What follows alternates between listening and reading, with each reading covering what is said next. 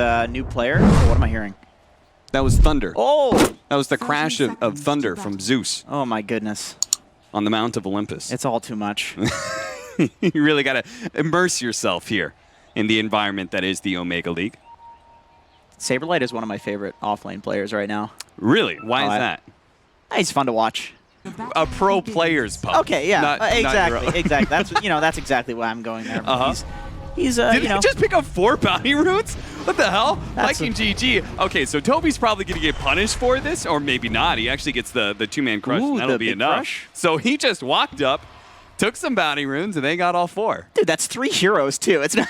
That's not just like a casual 2-hero bounty rune steal. That's 3 heroes. That man just walked into a bar and started swinging. He's got the Aramis Phoenix behind him, so I feel like this lane should be kind of okay, even though it's up against a Chen. I feel like Phoenix should be a suitable babysitter for a Slardar. We haven't seen a Slardar in a while either. Work.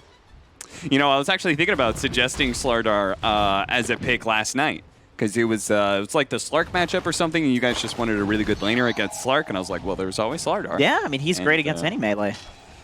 And he does have that melee matchup here up against the Faceless Void and is winning in CS as a result. Looks like Supreme's the only one who's winning his CS matchup.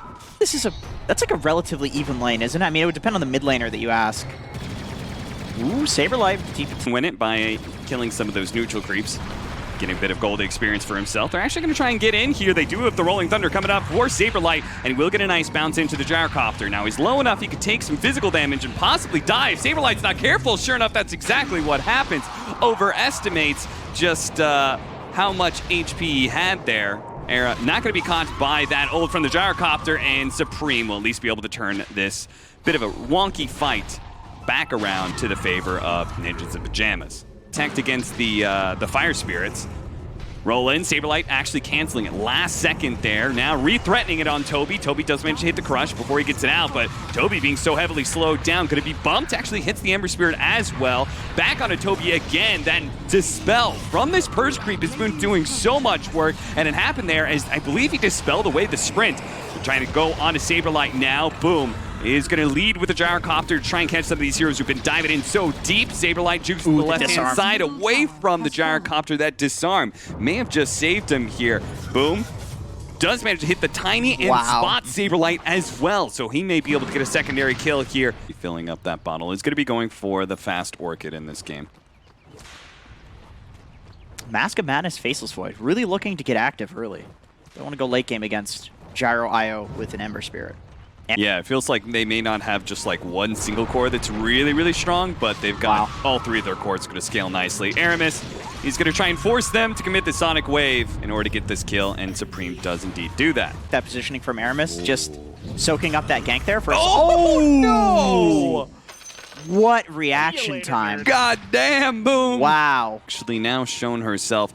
Oh no, actually, that's an She's on a Indus sentry. is showing herself because of the Sentry. They're going to actually try and go on a Shad here. Shad does manage to get off his ultimate before the Rolling Thunder comes in. Charlie time walking into all of this nonsense, but they will quickly deal with Celery, and it looks like Shad is going to be pressured enough with the help of Saberlight. Supreme comes in and cleans up that kill. Now they're going to turn on to Toby with Bash coming out from Charlie. He's not threatened by this Slardar one bit. He's got to get away from Boom, though. Still represents a lot of damage, especially with the relocate coming in from Celery. He's going to rejoin this fight. Bash up. They should be able to bring down Saberlight. Oh, he managed to get the other side there, but he burns out from the Fire Spirits. Aramis, who's chasing Era, manages to survive through that combination.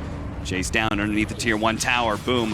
With all that movement speed, thanks to the haste, is going to be able to get this kill in the support. But what about the cores? Supreme, he's okay for now. He's really man-fighting this one, and Charlie comes in. He managed to hit 1 bash. Boom. Limp it away. Still has some remnants to go, but the relocate out. And it's the save from Celery, using that buyback for a hefty amount of good. He's didn't actually get the big cores.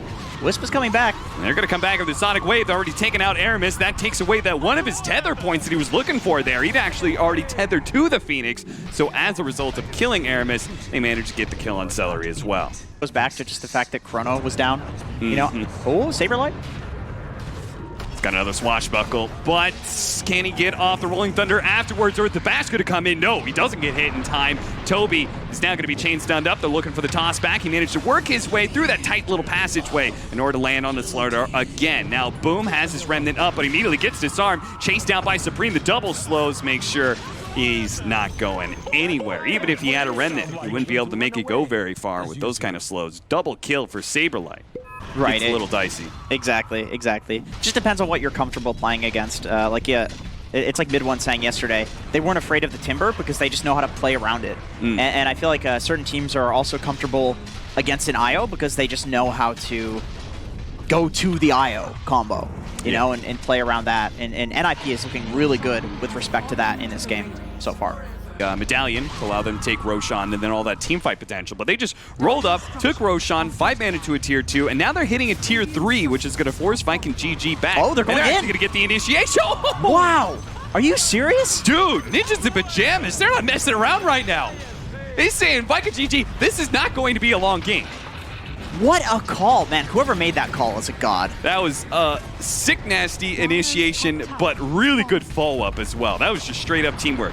Era finds the initiation and does it again. A secondary time on Toby. Unfortunately, that just leads into a crush. That was a little awkward, but still, a relocate there's no back IO. means there's no save for the Gyrocopter just yet. Celery's going to come in. Aramis does manage to get off the Supernova. They're not sure how much they really want to dive into that area. They have to back away from the Supernova explosion. Can't commit for the Gyrocopter. Still, though, that's going to be a range Rax at least for now.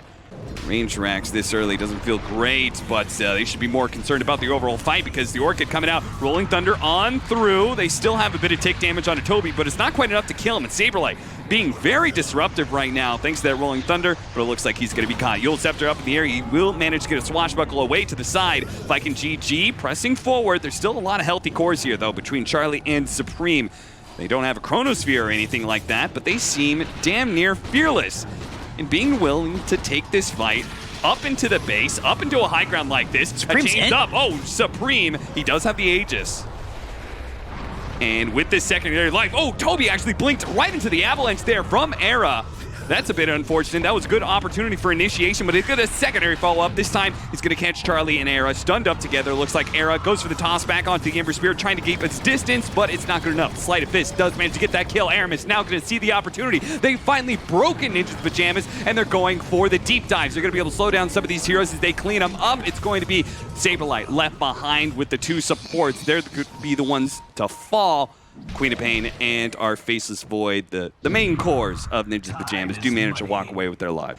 Ninja's Pyjamas, you can see the style that they brought to this one. Now, this is going to be a Chronosphere where he can quickly deal with the support, and with the follow-up coming in from his supports, he might just be able to deal with Chad as well. Chad going to be stuck here. Can Boom bail him out? Not really. There's nothing to stop this BKB Charlie as he pushes forward on the Faceless Void. They do have the Remnant over to the side. They can still kind of catch up, though.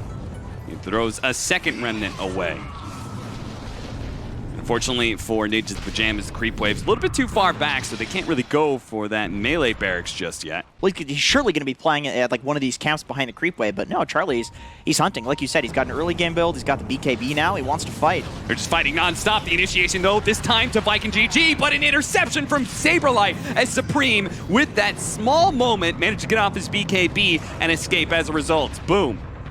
He wants a little bit more, knowing that BKB has already been used as well as the Blink. They just push forward and say, all right, Ninja's Pyjamas, they're not strong right now. We can take a fight to them, and if they don't fight us back, we'll at least get this mid-tier 1. But at the same time, there is risk to waiting, right? We are giving time for Viking GG to get their BKB items and big teamfight items. Supreme is going to be able to get away from that initiation. No BKB forced out of him, so...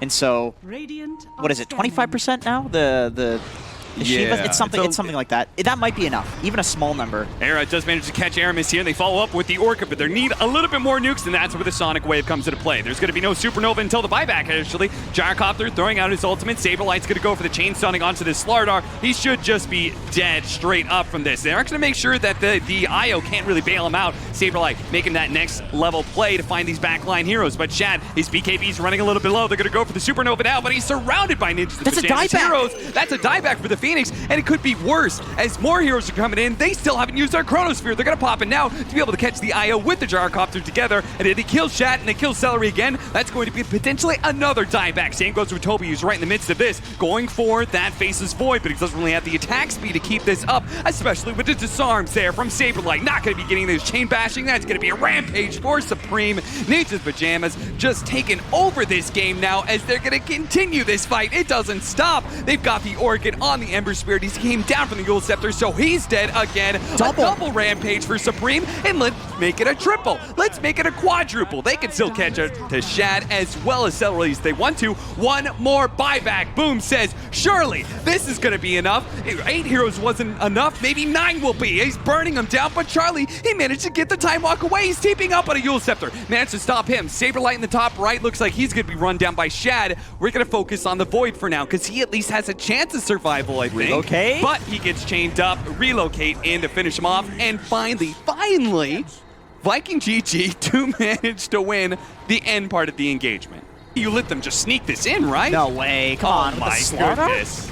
No way. I feel like they had such an advantage to be able to throw, but I guess with no Chronosphere, maybe they're a bit skittish to be able to take this fight. They're going to go in now, catching Aramis once again before he can go over the dive away with the Sonic Wave. The roll in from Saberlight. They don't manage to stop it. Shad picks up the Aegis just in time, and they can still fight this out, but Charlie's still putting in some good damage, trying to finish up Toby. He gets off the cheese in time, but he's so damn slow from the time dilation and into the arrow combination as well. The supporting cast is gone from Viking GG, and it's pretty much up to Shad, but he's surrounded by so many heroes that he just can't get out of here. He's going to lose his first life, and very likely the second life will be just as bad as the first. Unless Doom can come in and do something crazy. It's a 2 versus 4, and they're throwing everything they had to be able to win it, but they know it's over. It's done and dusted. That is game 1. Ninjas the Pyjamas will take it in emphatic fashion, man. That was a very fun game to watch, even if it was a little short. That call to dive the high ground at like 18, 19 minutes, that is something that would literally not happen in Tier 2 Dota. Yeah. That's not in the flow chart. That there's no way. I mean, it's so risky, but you know, based on where the people were positioning, that okay, they have to stagger their TPs in, right?